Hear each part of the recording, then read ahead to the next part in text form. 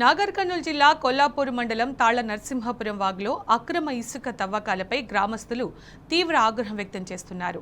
రాత్రింబవళ్లు ఇసుకను తవ్వి అక్రమంగా తరలిస్తూ కొంతమంది సొమ్ము చేసుకుంటున్నారని ఆరోపిస్తున్నారు.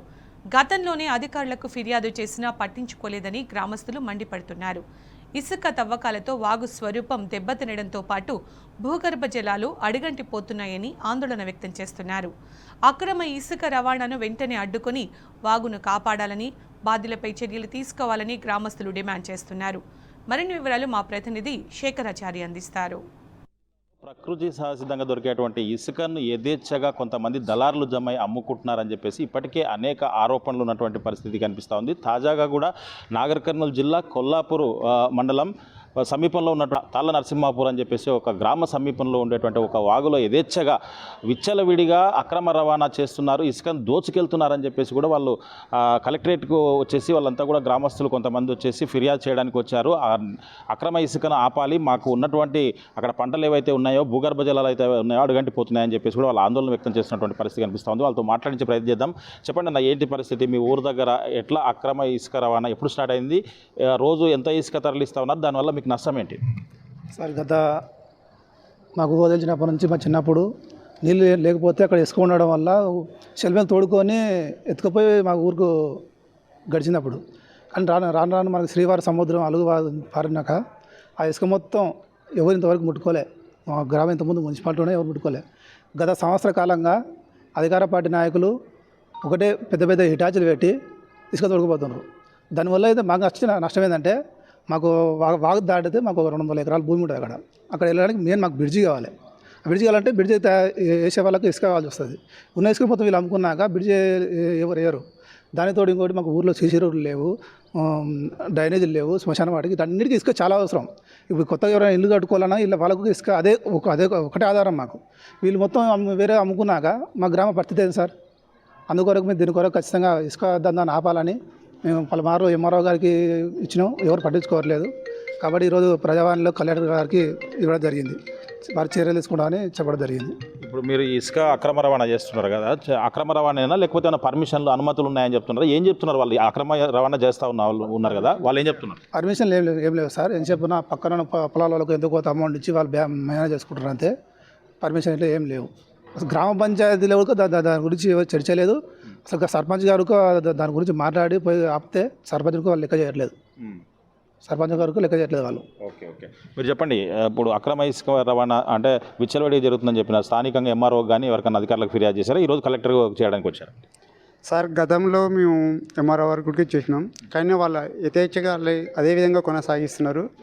మాకు ముఖ్యంగా ఏంటంటే, గత 30-40 ఏళ్ళ నుంచి అక్కడ ఇసుక తీసిన వాళ్ళు ఎవరు లేరు. ఎంతసేపు ఉన్న చిన్న లాట్రిన్లు కానీ ఇండ్లు కట్టుకునే వాళ్ళు అప్పట్లో ఎద్దుల బండితో జారగొట్టుకొని ఇండ్లు ఓన్లీ గ్రామ పంచాయతీ వరకే కట్టుకునే వాళ్ళము. మాకు ఇంకోటి, మా ఊళ్ళో ఇంతకుముందుకు నాకు తెలిసినప్పుడు వాటర్ లేకపోతే మాకు 500 ఫీట్లు బోరేస్తాడుగా గవర్నమెంట్ ఉన్నప్పుడు వాటర్ పడలేదు సార్. అప్పుడు ఈ వాగులో ఉసుక ఉండడం వల్ల మేము ఏం చేసేదంటే, ఆ ఉసుకే సెలిమే కొట్టి చుట్టుపుట్టు కంప చేసుకొని తాగడానికి అదే నీళ్ళు యూజ్ చేసేది. ఈ రోజులలో వీళ్ళు ఏం చేస్తున్నారంటే, వీళ్ళ స్వలాభం కొరకు మాకు నూతనంగా ఇది గ్రామ పంచాయతీ ఏర్పడింది. సర్పంచ్ ఉడక పిఎస్లో కంప్లీట్ ఇచ్చింది. అయినోడుక 2-3 రోజులు ఆపేసిండ్రు. తర్వాత యథావిధిగా కొనసాగుతుంది.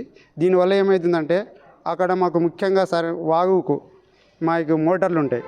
వీళ్ళు ప్రతిరోజు ఉసుక తీయడం వల్ల వండ అనేది పేరి మోటార్లు ఉడక పేలి కాలిపోతున్నాయి. ఇంకోటి, వీళ్ళు ఉసుక ఇట్లా అమ్ముకోవడం వల్ల రేపు మాకు ఏమైనా సీసీ రోడ్లు వచ్చినా, సైడ్ కాలువలు వచ్చినా, ఊరి అభివృద్ధి కొరకు ఏమైనా చేసుకోవాలన్నా ఉసుక మాకు ఇబ్బంది అవుతుంది. మా ఉసుక ఎక్కడనో తీసుకుపోవడం కన్నా మాకు ఆ సహజ వనరు ప్రకృతి మాకు ఇచ్చిన ఉసుకను మా దగ్గర ఉంటే మాకు చాలా అనుకూలంగా ఉంటుంది. మాకు తక్కువ రేటు కూడా మా గ్రామానికి మేము యూజ్ చేసుకోవచ్చు. ఇప్పుడు ఎక్కడనో 3000 వీళ్ళు 4000కు, 4500కు, 5000కు బయటికి అమ్ముకునే బదులు అదే మా ఊర్లో ఉంటే మేము 1500కు, 1000 రూపాయలకు యూజ్ చేసుకుంటాం. అందుకని దీనివల్ల ఏమవుతుందంటే, వాళ్ళు కొంత స్వలాభం. అది ఏమంటున్నారంటే, మా పట్టపొలం నా పొలం కింద ఉంది, అది పట్టపొలం కాదు సార్. నీ పట్టపొలం ఉంటే నీ పట్టపొలంలో అమ్ముకోండి, కానీ అది వాగు గవర్నమెంట్కి చెందింది. అది ప్రతి ఒక్కరికి అది హక్కు. అలాంటిది ఏదో వీళ్ళు 3-4 దళాలు కుమ్మకయ్యి లక్షల రూపాయలు అది టర్న్ ఓవర్ సార్. రోజుకు డే అండ్ నైట్ వీళ్ళు రాత్రి పగులు అనేది లేకుండా తీసినంటే రోజుకు 100 ట్రిప్పులు ఖచ్చితంగా కొడుతుంటారు సార్ వీళ్ళు. ఈ విధంగా వీళ్ళు దోపిడీ చేస్తున్నారు సార్. దీన్ని అరికట్టాలి. రైట్. వీళ్ళతో పాటుగా చెప్పు అసలు అంటే ఒకవేళ ఇప్పుడు వచ్చి ఫిర్యాదు చేశారు, బంద్ కాకపోతే నెక్స్ట్ ఎట్లా ఏం చేస్తారు దీని గురించి? అంటే పిఎస్ లాగా కంప్లైంట్ ఇచ్చిన ఆల్రెడీ వాళ్ళు ఎవరు పట్టించుకోవట్లేదు. కంప్లైంట్ ఇచ్చినా పట్టించుకోలేకపోతే కలెక్టర్ సార్ దగ్గరకు వచ్చినాం. ఈరోజు ప్రజావాణిలో సార్ దగ్గర కూడా ఫిర్యాదు చేసినాము.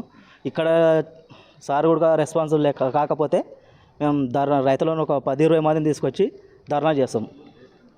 Okay sir. ఇది మొత్తంగా చూసినట్టయితే సహజ సిద్ధంగా ఉన్నటువంటి మా గ్రామానికి సంబంధించిన వాగు ఏదైతే ఉందో మా గ్రామ అవసరాల కోసం, మా నిర్మాణాల కోసం మిగిల్చకుండా విచ్చలవిడిగా దాన్ని అమ్మి సొమ్ము చేసుకుంటున్న కొంతమంది దళారులు కలిసి మా ఊరికి అన్యాయం చేస్తున్నారు. కాబట్టి మేము ఎవరికి చెప్పుకోవాలో అర్థం కాని పరిస్థితి. ఇప్పటికే పలు ఫిర్యాదులు చేసినా కూడా ఎవరు పట్టించుకోలేదు. చివరికి కలెక్టర్ దగ్గరికి వచ్చాము. ఇప్పటికైనా కానీ ఈ అక్రమ ఇసుక రవాణా ఏదైతే ఉందో విచ్చలవిడిగా దోపిడీ చేస్తున్నారో అది ఆపాలి, వాళ్ళ పైన చర్యలు తీసుకొని మా గ్రామానికి న్యాయం చేయాలని చెప్పేసి ఈ తాళ్ళ నర్సాపూర్ సంబంధించినటువంటి గ్రామస్తులంతా కూడా ఈ కలెక్టర్ వద్దకు వచ్చి ఫిర్యాదు చేయడమే కాకుండా రాబోయే రోజుల్లో పెద్ద ఎత్తున కూడా ఆందోళన కూడా దిగుతామని చెప్పేసి కూడా వాళ్ళు ప్రభుత్వాన్ని హెచ్చరిస్తున్నటువంటి పరిస్థితి కనిపిస్తూ ఉంది. వీడియో జర్నలిస్ట్ రామకృష్ణతో శేఖరాచార్య, టీ న్యూస్, నాగర్ కర్నూలు జిల్లా.